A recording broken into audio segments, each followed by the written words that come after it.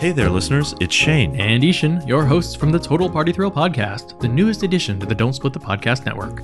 We talk topics that help you, dear listener, create and play better RPG games. We have a back catalog of more than 150 weekly episodes. And we got nominated for an Emmy for episode 11, Social Contracts. In episode 154, we talked about crossing the moral event horizon. How evil is too evil? We also recap our home games, like the 40k Rogue Trader campaign, Dynasty Unwarranted. But that's mainly just you trying to kill us all. In your defense, our characters are greedy idiots.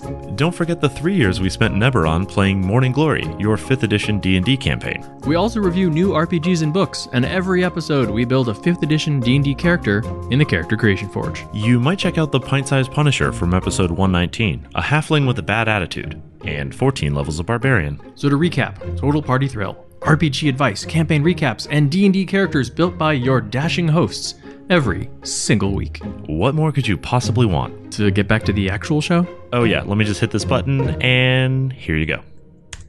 This is Tabletop Babble. I'm James Introcaso.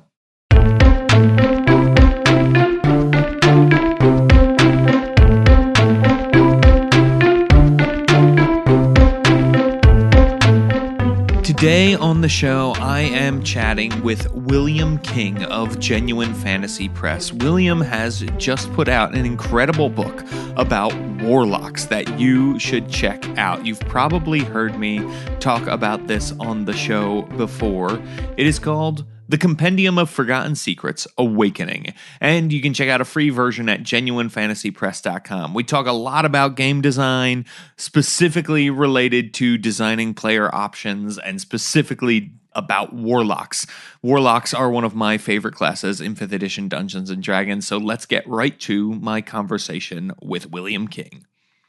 Okay, everybody, now I am here with an amazing game designer, William King. Welcome to Tabletop Babble. For people who don't know, who are you and what do you do in the world of tabletop role-playing games?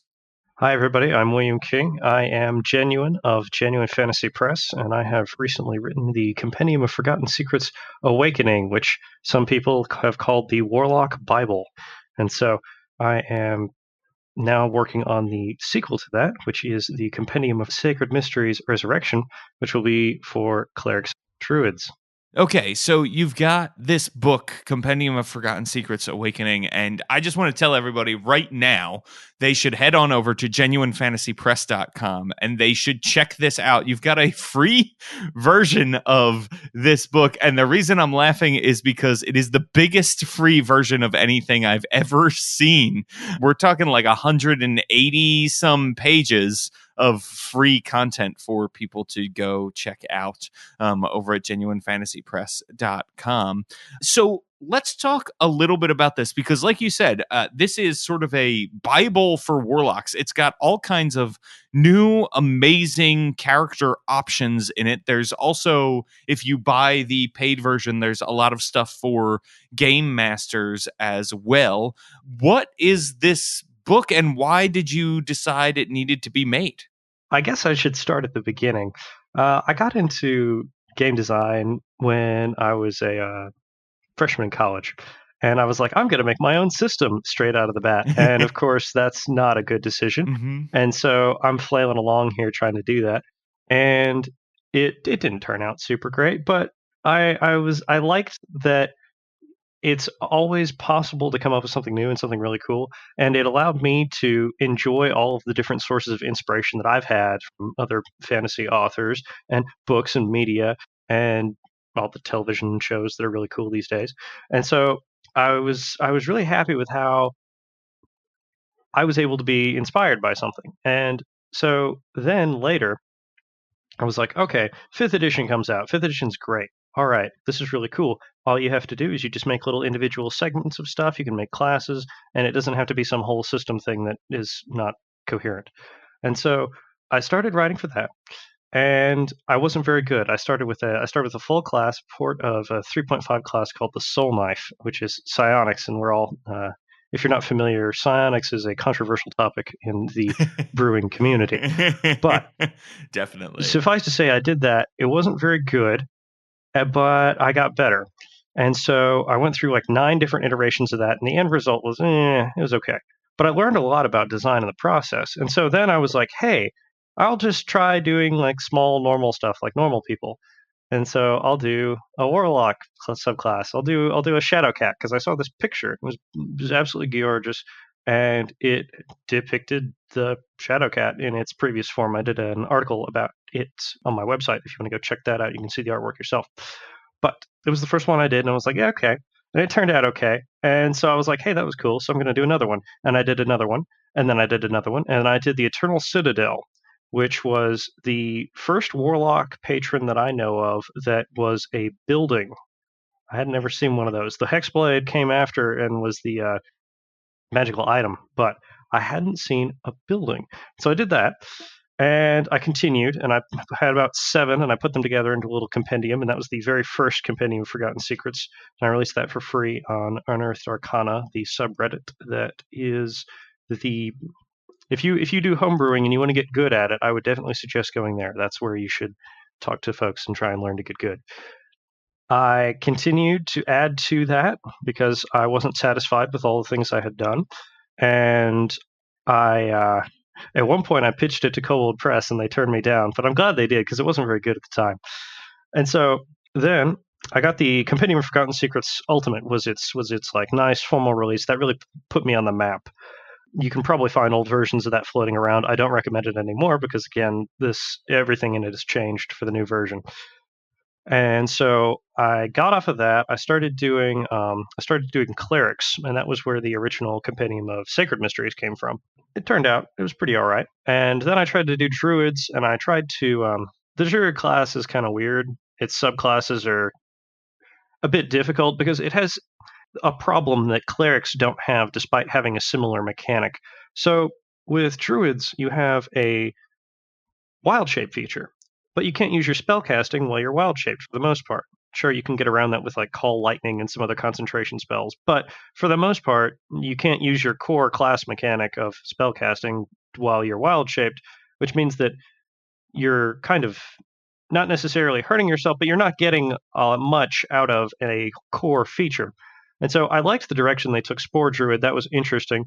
I'm going in a slightly different direction with this next set of my attempt to re-spark the magic in the Druid class. That's really cool. It seems like you spend a lot of time thinking about design, and you have been for a long time. And I also think it's funny that you're referring to things as homebrew. This is a very professional product that you have put out, and it's really, really great. So why Warlocks? What is it about Warlocks that made you want to make this book of patrons and spells and invocations and all kinds of other stuff for Warlocks? What is it about the 5th edition Warlock that you love? I like Warlocks because they have 2 really good things going for them. The first is the theme. They're like, just from a thematic perspective, I've sold my soul for power. I have purchased this strength. I have gone out and I have done whatever it takes to get what I need to do what I want. That is something that I think we can all kind of relate to deep down in some way. The idea of being able to say, I really need to accomplish this goal. I don't have the resources to do it on my own. And so I'm going to go and I'm going to pay some kind of either literal or metaphysical price in order to get that. And so that I will be able to pursue my own objectives. I think that's something that is really probably one of the strongest character themes because we can all relate to that as people. And the other thing is that it is the class with the single most customization of any of the 5th edition classes. You get to pick your own spell list, you get to pick your subclass, you get to pick your Pact of the Blade Chain Tome option. And between those 3 different things, you can make and invocations on top of that. And so you've got 4 different pieces of customization that you can apply that where most classes usually it's you pick your subclass, you might have the option of spell casting, you might have like a choose between 2 or 3 options like what Totem Barbarian has. But for the most part, the rest of them it's you get your thing and that's what you are. And so with Warlocks, the sheer amount of different combinations that you can assemble allows you to make some really interesting and dynamic characters. from a mechanical standpoint alone. And combining that with okay, so I've made my pact with a fiend. And what does that entail? What fiend is it? What are they like? How do they behave? And all of the different pieces that are involved really makes for a very compelling thing that I personally really like. And that is? The Warlock as a whole. The result is something that's really customizable. It's a really personal class. It's a really cool thing that you can get together with your DM and say, hey, let's go through and let's figure out what this kind of person is. And the amount of stories that you can tell with that. It's deliberately adding another character into the campaign, or you don't have to if you don't want to. But I personally think that when the Warlock patron is active in the story, it makes for a better game. Yeah, I think there's so much to love about Warlocks, and I think you're right. The level of customization and all of the cool things that you can do really make that great. And you've certainly provided a lot of options for Warlocks in this book, right? We've got 17, I believe, new Warlock patrons. Plus, every patron also has a different subclass that you can go with it. We've got barbarian subclasses and sorcerer and paladin and monk and ranger and wizard and bard. So there's a lot going on here that people can check out as well. Let's talk a little bit about some of the patrons, because I also find sometimes when I go to create a new subclass for a class, it's like, there's already something here that works. If I reflavor this, the mechanics work for this. Or if I do this, but what I find with Warlocks, because the number of powerful creatures in D&D that you could forge a pact with are almost infinite, I feel like there's always another Warlock class to be made, which I think you've really done here. So talk about what it's like to create a new Warlock patron, and what are you looking for exactly? What fits the bill for new Warlock patron? So when I started making these, one of the first thing always is seeking inspiration. So finding art, finding a good song, finding something that you've seen or experienced, and taking that and taking those core themes and saying, wow, that's really cool. I like this.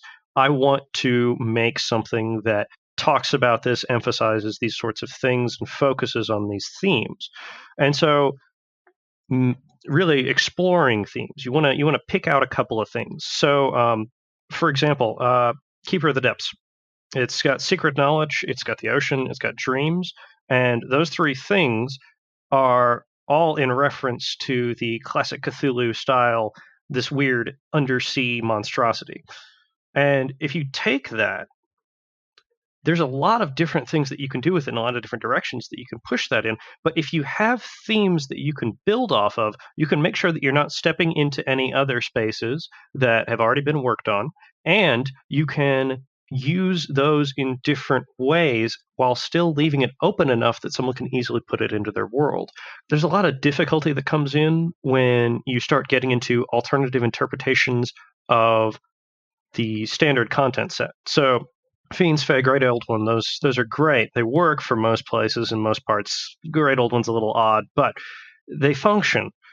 And so when people try and make new ones, a lot of the time what they do is they make something that's like really hyper specific, and it's like it's the celestial goddess's fourth niece, and she's got all this stuff going on. And it's like, okay, but that'll work in your world, and it's if that's what you're looking for, that's great. But if you want something that's going to be something that everyone can enjoy, and you want to present it, and you want to have people look at it and really get interested in it, you need to leave it open enough that they can put their own interpretation on it. And so Warlocks are a little tricky. Their expanded spell list is probably the single most painful part of writing one, because you're not allowed to put standard Warlock spells, and they don't inherently get the spell. It's hey, you're adding this to the list. Personally, I think that was kind of a weird design decision. I really would have done it like a cleric expended spell list and just have it be that, oh, you get these spells as extras on top. Great. Because Warlocks are already starved for spells, but that's mechanical things. Anyway, pick themes. Make sure your themes aren't themes that have been done elsewhere, or if they have, try and do them in a different way. And then write something you like. I know it's a little like obvious, but write something you like. Well, I think that's good advice for everything, is to write something you are excited about, because that's the only way your audience and the people reading it will also be excited. If you're just trying to write something because you think other people will like it, but you're not jazzed, don't do it. What's the point? Write something you're excited about, even if it's super weird. In fact, I say, especially if it's super weird, particularly in the case of Warlocks. So you've got in this book, right? You've got some weird stuff. You've got the gelatinous convocation is one of my favorites. The Keeper of the Depths. Talk to me a little bit about the story of these things. Do you have any favorites in this book that you like that you want to talk about? So that would be like asking which child is your favorite to a parent. Yeah, so we all have one, right? That's the no. I like all of them for different reasons, and I think that some of them I'm more happy with the mechanics, some of them I'm more happy with the story. I think if I had to point to a single, like this is if you want genuine, this is what you're looking at, I would point to the Blackthorn Grove out of any of them. It was probably.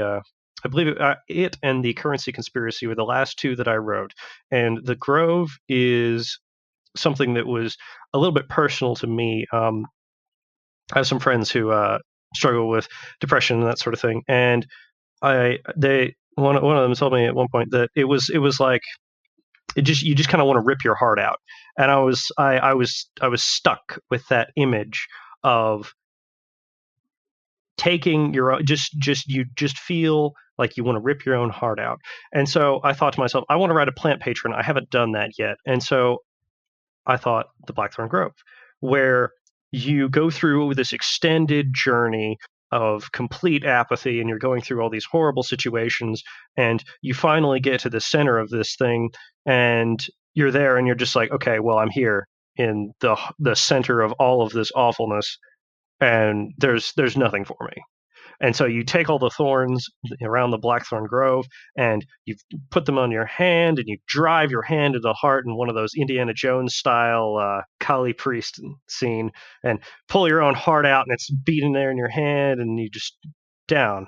And then the Grove comes in, puts itself back into your heart, and forges you a new one out of its own material and its own life. And it wakes you back up and it gives you life and purpose again. And you're free from all of the horrible things that have happened, and now you have power. You can go out and you can change the world, as opposed to being simply controlled by it. And I think that's something that speaks to a lot of people, and I really wanted to emphasize that one in particular. Yeah, that is really cool and really evocative. And that's the kind of thing I feel like you get with Warlocks that you really don't get with any other class. You've got that built-in origin story, which is really cool. Your patron is the radioactive spider that bites you. And so that is really fun. Another thing that I love about Warlocks is invocations. I think invocations are just super fun. They're like little superpowers that you get, and usually they're not quite spells, or if they are, it's a special access to a spell in a unique way, or that sort of thing, or it enhances a spell you already have. And then sometimes they're just these magical abilities that are hard to find anywhere else. Talk to me a little bit about designing invocations. What makes them different than designing a spell?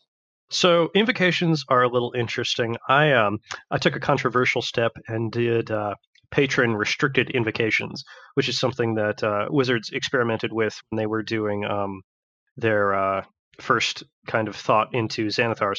But I decided to stick with it even though they left it, because I felt that you can get a lot more personal and individual and customized, which is what you're looking for in a Warlock.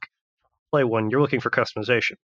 And so invocations are cool because they allow you to fill in all the other gaps that you wanted to explore, either thematically or mechanically, but didn't have the space to in the normal subclass. Writing a Warlock is like writing 2 or 3 full subclasses for something else. Like rogues are usually pretty easy, even clerics, they're very straightforward. But with Warlocks, you have to have the entire standard feature set. You probably are going to want some invocations to go with it to supplement what you're trying to get at. And then on top of that, you're going to want some new spells and that sort of thing. And so invocations are interesting because they're not powerful. They are, but they aren't. They fit into kind of a funny little segment where they are worth about half a feature, a little more.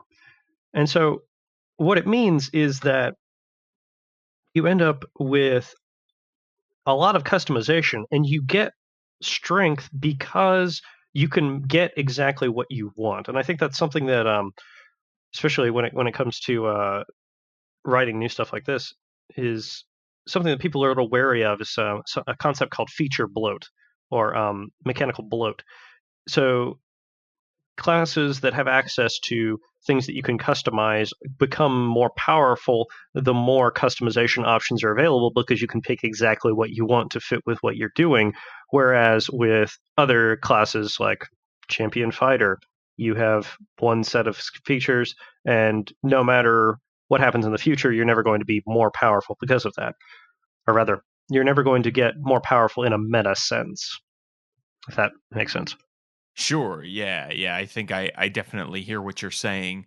And one of the things that, again, is really cool about Warlocks is there is this idea of your connection to your patron increasing your power, right? It's almost not like practice, but the fact that you are doing things that please your patron that make you more powerful as a warlock, right? They say, oh, it's worth me investing more power into this individual and yada yada, which I think is incredible. And speaking of other creatures being involved in your path to power, you also have new familiars in this book. One of the coolest things about being a warlock is the Pact of the Chain allows you to have this super familiar relationship, and you get to have familiars that are maybe a little bit more powerful than the norm. Talk to me a little bit about the new pets, the new familiars that people have developed, and in your mind, what is a familiar? So familiars are really cool because there are so many benefits to Pact of the Chain. It's not even funny. It's probably the best pact in my opinion, just from a like I can get so much out of this perspective. But the real benefit to familiars is the fact that you have another entity that you can control, that you can have do whatever you want. And if you have good choices available to you, you can have the right one for the right situation. Or you can just have something that's really flavorful and really fits with your thematic concept. One that I'm particularly proud of is the animate image. It's just Peter Pan's shadow, but it can run around. It can go two-dimensional and slip through walls and everything like that. And you can burn it into things, and it can change its appearance, and you can have it do all kinds of cool little things that are neat. One of the things that people are kind of curious about, especially when it comes to my new familiars, is why they have so many hit points. Why are they so durable? And what I want to emphasize is the base familiars are astounding. The imp is just stupid. It has invisibility permanently, flying permanently, shape-shifting into anything, including tiny little spiders. It has a fantastic melee attack option, and it has magic resistance. So if you can kill that thing, we're looking at you with amazement. But once you start taking those things away, it gets a little different.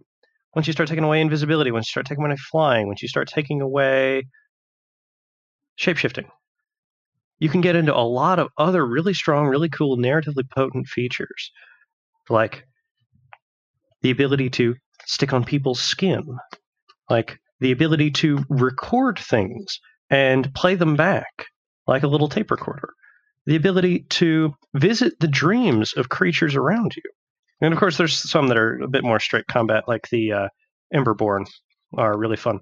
It's just like, hey, who wants a little fiery dog? Here you go. Everybody loves pets. Who doesn't? Who doesn't want a little fiery dog, right?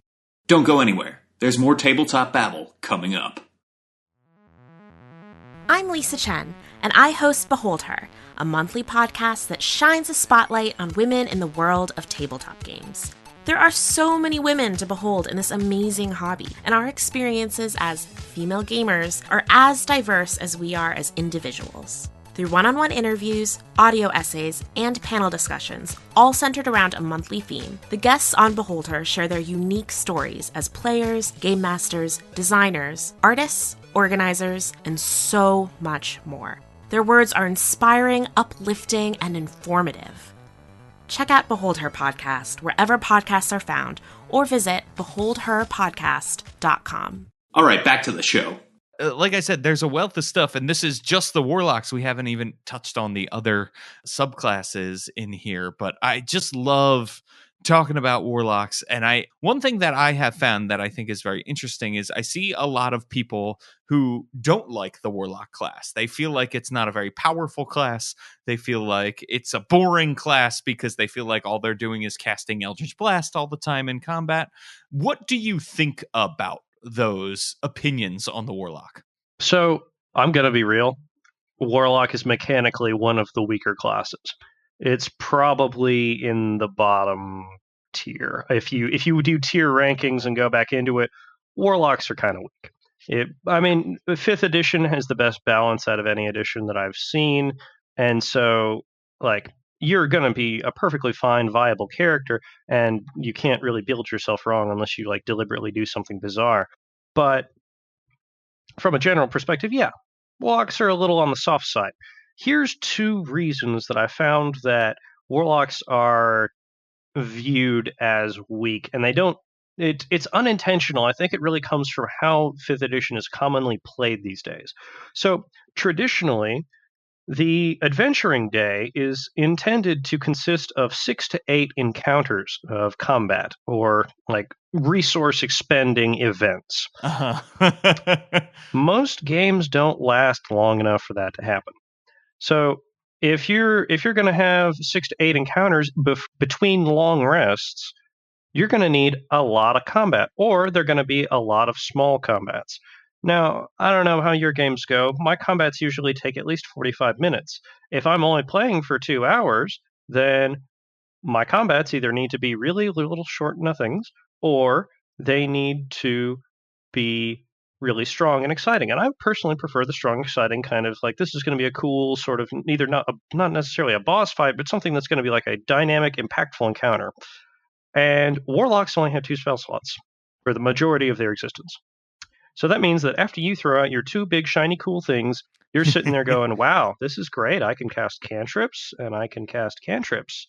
And I might be able to use one of my little features that I have for my subclass, but, I'm probably just going to be casting cantrips.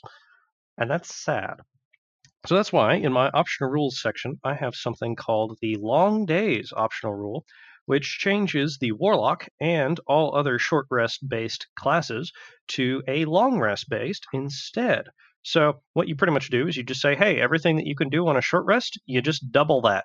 So that means that your Warlock, instead of sitting there with their 2 normal spell slots and going, I'm probably going to cast Hex, and I'm probably going to cast Armor of Agathis so that I don't die, is going, hey, I can throw out this cool big spell, and I can throw out this cool big spell, and I can throw out this cool big spell, and I'll probably save this last one in case we get into another fight. But, now we're throwing out 3 or 4 high-level spell slots, one after another, feeling really cool. And I've also included new spells. The Warlock spell list in the base set is very not great for Warlock, which is kind of ironic. So one of the reasons is that when you have short rest based slots, you can't give stuff that's going to give an 8-hour benefit, because otherwise it's I'm going to use my short rest slots at the beginning of the day, and then I'm going to go to sleep and for an hour, and then I'm going to wake back up and I'm going to have my full slots, and I'm going to have these benefits, and they're going to last for a long time. That's not necessarily good game design, because it kind of goes against the point of the short rest. But what you can do is instead have new spells that are efficient over the course of a fight. So one thing that Blade Pact is another issue, and I kind of addressed all of them simultaneously in this. So there is a spell called Tormented Flurry. I'm particularly proud of it, and it is my experiment with combo attacks as spells. So what you do is when you cast the spell, you move and you make attacks, and the attacks are empowered, and each time over the course of your next actions, you can continue to use the spell. It's not concentration, so you can do other stuff with your concentration, and it allows you to have something cool that you're doing over the course of a fight without needing to expend a bunch of spell slots, because you don't have very many. So I think that's one of the kind of things that helps Warlock. Also, if you're able to customize your class more, you'll be a little stronger. You can have a particular idea. But I tried to keep all of these relatively weak. I'm not going to, or not necessarily weak, but within balance parameters. Hexblade was a travesty. It is way too strong by comparison to the other Warlock options, so I kept it under that. I feel like I need to delve into, why do you think Hexblade is so much stronger than the other Warlock options? Hexblade had some flaws in its design. So I think what happened is, this is me hypothesizing, and I mean no ill will or disrespect towards anybody. I think that Hexblade came out as a obviously it was an attempt to fix Blade Pact, because Blade Pact is too weak for what it needs to be. The reason being that Eldritch Blast is so stupidly strong. It's as a standard attack option, Eldritch Blast is really good. You take the Agonizing Blast Invocation, because why wouldn't you? And you're sitting there dealing 1d10 plus your Charisma modifier, and that scales up as in the same way that a fighter's extra attack scales up. And so you're sitting there shooting out great damage. You can throw Hex on, and that has even more great damage. And then the guy over there with the sword is saying, wow, I got this cool sword, and I could just be shooting beams of Eldritch Energy at a range of 60, 120, whatever. And so Hexblade was an attempt to fix that. And they said, okay, well, the Warlock needs to be strong in melee. It needs to have the ability to do these kinds of things and exist. So rather than changing Pact of the Blade or giving new invocation options that would help Pact of the Blade, they wrote a subclass. And it does too much. And it doesn't fix the Blade Pact option. So think about the Hexblade's curse is the real crux of the issue. So it gets a thing where every time you hit with you throw it on somebody, and every time you hit them with an attack, they take extra damage equal to your proficiency bonus. But it doesn't apply only to weapon attacks; it applies to all attacks. Eldritch Blast is an attack, meaning that now the Eldritch Blast person is going to get more mileage out of Hexblade than the person who tries to use the sword. So it just didn't work right. And I personally think that Pact of the Blade can be fixed without going through the effort of making an entire subclass based around the idea, but Yeah, I mean, I could talk about just this one subject, I feel like, all day. So I do hope you'll come back to talk more Hexblade Pact and talk more with me about that, because I would love to delve deep into your brain about that. It also, I have a bard that I play in one of my regular games that I have multiclassed into Warlock. I find Warlock multiclassing can be really fun and useful, but also it enriches your character's story if you have a moment along the way where maybe you're thinking, I want to take some because I want to get these extra spell slots that I get back during a short rest, and that's great for my paladin. Or, I wanted to give my bard a little bit more firepower, and so I was like, I'd really like to get that Eldritch Blast and the Agonizing Blast and that kind of thing. But what was cool about it was you need to then have a story reason to do those things. And then there's the flip side of that, is maybe you have a great story reason for entering a pact, and then you get these benefits when you do that. So what I think is cool about multiclassing is most Warlocks, if you're already a level 1 Warlock, right, you come to the table having made the pact already. But if it is something that you gain along the way, multiclassing, you will be making a pact with, like, maybe an NPC that your DM has created or that sort of thing, which I think is really fun and evocative. How do you feel about multiclassing Warlock? Multiclassing Warlock is like the classic multiclass. And as you mentioned, the benefits are obvious and really good for most people. If you're a Charisma caster, a Warlock dip is something that you're probably going to be like, hey, I can get 2 levels. I can get Agonizing Blast. That's a great cantrip. And I can get my spell slots. That's great. And you're right. The story reasons are fantastic. And actually, I kind of deliberately allowed for it in this book. And it was something that I'm particularly proud of, because a lot of times what happens was when you start going over similar themed subclasses is they kind of start to get into the same territory. Like, oh, you're probably going to get fire resistance at some point in some way. If you're doing a fiery sort of thing, you're probably going to end up with some kind of similar features. The door is sort of the same thing. And so what I decided to do was deliberately leave small kind of gaps where if you are playing, for example, the Stormlord Bard, and you want to take a couple levels of Stormlord Warlock, you are going to have a great opportunity to pick up some fantastic options for your Pact of the Blade, which will work really well with the fact that the Stormlord Bard is somewhat more martial. And so those kinds of things just slightly gently meshing together to make a really cool thematic cohesive whole is something that really attracts me. I like that. So you've also got in this book, in the paid version of the book, you've got some great things for DMs to use. Could you talk about those a little bit and also sort of how they relate to Warlocks in general? The Arisen, one of the things that I really like about them is that you can combine them together. That is something that a lot of people were really interested in. And it comes in because it's very difficult to fit a whole lot of big entities into a plot or game and keep them relevant.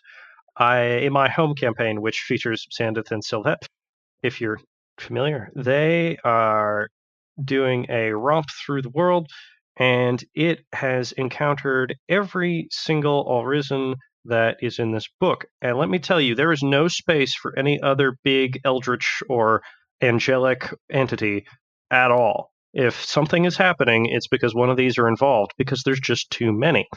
So here's one of my advice for everyone. What you should do is keep it limited to 2 or 3 of these patrons at a given time, and have the other ones just be off or not present in your world at all. But if you want to have all of these themes addressed by these various things, what you can do is you can combine them together. And that was one of the things that I really liked to emphasize is the plot opportunities between each Arisen and all of the others allow you to tell stories about conflicts and about alliances and have all of those higher politicking that we usually don't see in the heavenly angelic options. And unless you're really particularly familiar with the lore of the Forgotten Realms, the fiends are messy, to say the least. So if you can have simple concepts and you can have like, oh, it's like Bob and Dave. How do Bob and Dave feel about each other? Well, they hate each other. Okay. How do they hate each other? Why do they hate each other? And we get into that, and it's very simple and very clear by comparison. A lot of people were liking the War of the All-Risen concept, and I may or may not turn that into an adventure at some point. I am not necessarily the adventure writer, but I've had some people talk to me about that. So we will see if that happens in the far future. Do it. So let's talk a little bit about these other subclasses that are in this book, because they also relate to the patrons that you have created. We've got some really, really great subclasses here. Like I said earlier, monk, wizard, rogue, the whole kind of thing. We've got a bunch. So how is it that you are able to then turn around and relate patrons to secondary subclasses, if you will, or second subclasses? I shouldn't say secondary, because they're definitely not. Like the Gelatinous Convocation, which we've mentioned earlier. The wizard has esoteric plasmology is there, the subclass. So talk about that. How do these relate, and should we be thinking of patrons in this way, that hey, there might be another place they fit in some way? So one of the really cool things about this is I started off, my very first one was the Ashen Wolf Sorcerer, because I was like, hey, you make a pact with this thing and it does all this stuff to you, and you've got yourself going on. That would stick in your blood. That wouldn't come out. That wouldn't be easy. And so I did that one, and it was received well. And so I was like, I should do these with the rest of them. And so I went through and I wanted to look at how the same themes can be explored in different subclasses. In order to keep them relevant, I tied them into the original. So esoteric plasmology, for example, is one of those things where slime isn't used very often in 5th edition. There's, as far as I know, there's no official like slime-related subclasses, and slimes are really cool. They're fun. They're like a huge trope in other RPGs. D&D doesn't really give them the love that they deserve, but the gelatinous cube is like, everybody loves that thing. It's great. And so I wanted to take the same themes and look at them from different perspectives. I think the crowd favorite out of all of these was the Path of the Mercurial Barbarian, or the Shadow Cat, aka the Cheshire Barbarian. And I say Cheshire because it definitely awesome. Is the Cheshire Cat in a certain way. And people were like really confused by it, I think, initially. And then once they realized what it was, they really liked it. So it's really about finding what particular elements that you can tie things together. The Path of Mercurial, in particular, is your rage is not rage at all. It's this hateful, malicious spite that brings this evil grin to your face. And I, as someone who has gotten the opportunity to play this, it's absolutely fantastic. You just have this big, I want to cut your throat grin the whole time. And having a barbarian that is turning invisible and teleporting around and casting spells, that's something that people were like, wait, what? This, you would think that the Shadow Cat would have a rogue associated with it, surely, right? You would think. No, barbarian. And same with the Accursed Archive. Everyone was like, you should make a wizard. And I was like, I'm going to see what I can do that's the most not wizardy thing. Barbarian. All right. Path of the Accursed. Here we go. And same with the Perfect Chord. Everyone was like, you should make a bard. And I was like, yeah, fighter. Path of the Discordant Blade. Here we go. That's awesome. I love that you are willing to challenge yourself in that way. I think that is really, really cool. That you're willing to take on challenges head on and say to yourself, okay, wizard's the obvious choice. What can I do here that's different? And it results in some really beautiful and original subclasses, I think, that are super, super fun. And so I'm excited to see what you do with clerics after this. We have to talk about the art in this book, because it is some of the best I've seen in any product, really. Talk to me a little bit about the art. Where did you find this art? Where did you find the artists? So, believe it or not, it was actually really simple. I went to the DeviantArt jobs board forum, and I was like, hey, I'm going to be doing a book, and I need like 20, 30. I didn't know how much art I needed when I started this. And so I was like, hey, this is the kind of price point I'm looking at. What do you all think? And I was like, okay. And so I got like about 20 or 30 artist responses. And I was like, well, I like you and I like you and I like you. And so I contacted those people. And Juliana is an absolute saint. She is amazing. And that's, as you'll notice if you look at the art credits, she is the vast majority of it. And I really like having a unified art style. It's really good. It's really cool. She did such a fantastic job. I honestly can't compliment her enough. If you need her for art, hit her up. She's great. Nicholas Espenzoa, also really good. Vincent Van Hoof is fantastic. He did the Stormlord and Keeper of the Depths and Weaver of Lies, and those turned out really great. He does Eldritch Abominations like nobody else.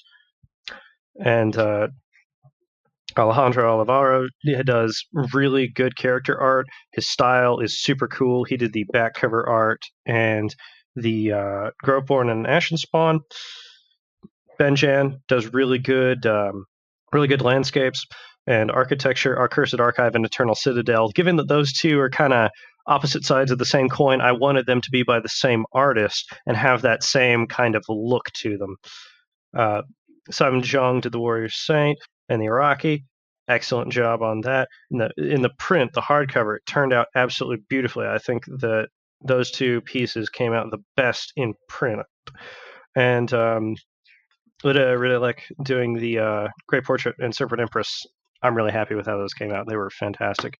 So this is, I mean, it's just really, really incredible. And we should mention one of the artists is you, listed under here, right? William King. No, I did not. I'm not even gonna take credit for that. The Soulforged Artifacts cover it's messy at best, but I'm happy with it. The other thing, Julie Jana's cover is incredible. It is one of the coolest pieces of art I have ever seen. It is just really great. People should definitely go check it out. GenuineFantasyPress.com. William, is there anything else I should ask you about either Warlocks or the Compendium of Forgotten Secrets Awakening? If you want, I can talk about races. Races are fun. Yes, let's do it. Talk to me about races. So the All Fallen concept is something that I'm particularly proud of. I started with the same thing, thinking about like, hey, this would really stick in your blood if you've got all these weird things going on with you and you're like half fire wolf or whatever. So Xandith, the player character in one of my campaigns, he had some dark things going on with that poor soul. Every time he fell in combat, ash would continue to creep up over his form, and he fell in combat a lot. So eventually he wakes up one day and he's not even human anymore. And so he was the first Ashen spawn that I had any experience with. And I took that idea and I was like, okay, this is awesome. I want to do this for a lot of other things. And so I went through, and the way it works is you choose an All Fallen origin, which is your the patron influence that is upon you or your bloodline or whatever. And so a lot of them, it's I made the pact and I became this thing, and you just change your racial features out for these new ones. And for others, it's the I was born this way or I was made this way. The statuesque being like it's literally a statue and it wakes up when enough eldritch power is going on. It's calling forth all the collected memories and thoughts about that particular statue or the person who that statue is representing. And so it's not really that person, but it's someone who thinks they're that person and they look like that and they are the statue. And so the other part of it is you choose your actual origin race. Because one of the things that I thought was weird with tieflings is like, okay, so it's a person with fiendish blood. Why are they all human? And I guess if you're in Forgotten Realms and you know like the weird lore that they've got going on, it's like, oh, the 13 original Warlock pact makers with one of the devils or something like that. But if you're not in that lore and you're not in that world, why wouldn't there be little halfling tieflings or little dwarf tieflings or whatever? And so I was like, okay, I'm not doing that. I'm not letting that happen this time. So what the other part of it is you choose your origin base race, and it gives you a couple of features from your what your base race would actually be. And the whole thing's set up so that all of the combinations should be approximately equally powerful, and they're no stronger than the original base races themselves, because you're exchanging racial features for other ones. That's really cool. So you are designing, you're doing amazing stuff with Genuine Fantasy Press. I am excited to see what you're doing next. But if people want to get this, they want to get the Compendium of Forgotten Secrets Awakening at GenuineFantasyPress.com, where should they go and what should they do? Okay, you have a couple of purchase options. You can go to the GenuineFantasyPress.com and you can get the digital PDF, which has all of the artwork. It has all of the content that you're missing out in the free version. And it also has two other cool things, the Compendium of Soulforged Artifacts, which lets you play as sentient magical items. Yes. And it also has the Weave Shaper, is a experimental class I'm currently working on, and I'm going to have a cool new update for that coming in the future. It's gone through a lot of different editions, but I think this next one is going to really make some people happy. And so, anyway, go there. You can purchase it on my website, and you can also get the hardcover. If you get the hardcover from my website, you will automatically get the digital version for free.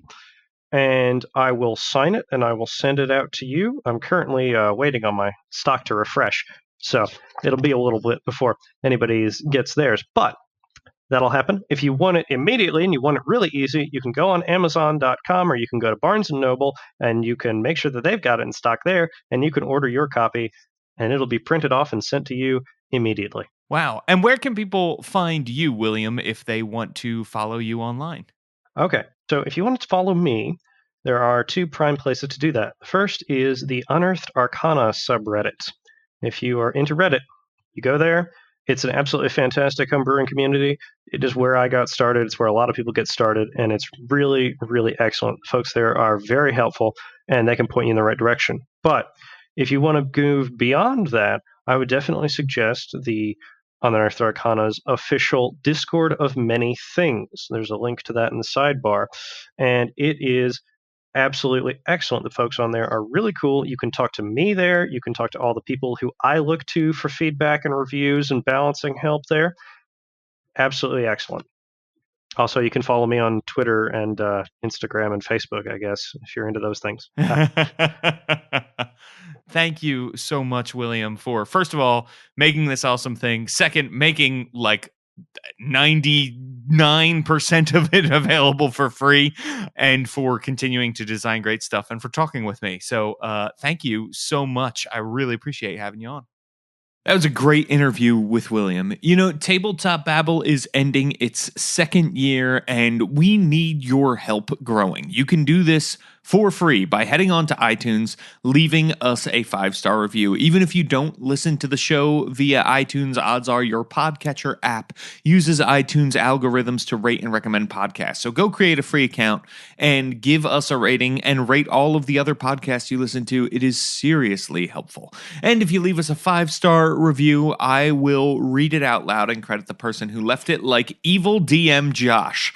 Evil DM Josh, who I believe has been a guest on this podcast before. Evil DM Josh says, "Awesome show, great job. It's great to hear from so many people in the industry thanks to James. There is always something new to learn or a fresh perspective to consider, all related to tabletop RPGs. I look forward to hearing who James is interviewing every week."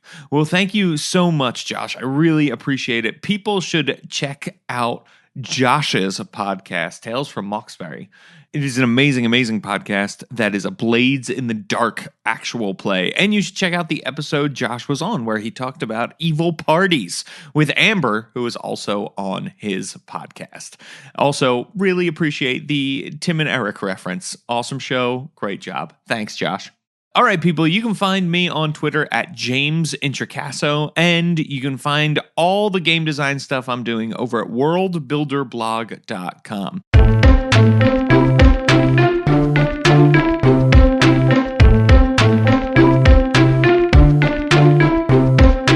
Tabletop Babble is a show on the Don't Split the Podcast Network. Thanks to Rudy Basso for founding it with me. Our theme music, which you're listening to right now, was provided by Battle Bards. Don't forget that RPGs are like sex. They're a great way to ring in the new year.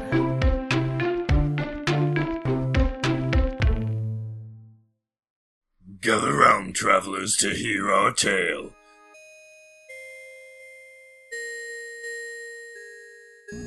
A mysterious organization called the Sisters of Sorrow have swept up our three heroes, and it is up to Kara, Saye, and Arnadel to do battle with the forces of evil and financial destitution.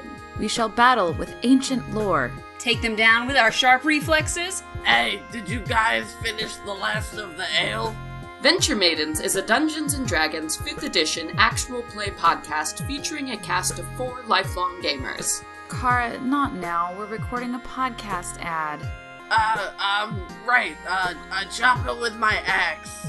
For gold and glory. We post our episodes every other Sunday. We've got monsters, treasure, role-playing, a cool plot, and some strange NPCs. Find the Venture Maidens podcast today on iTunes or wherever podcasts are free. Until then, venture away.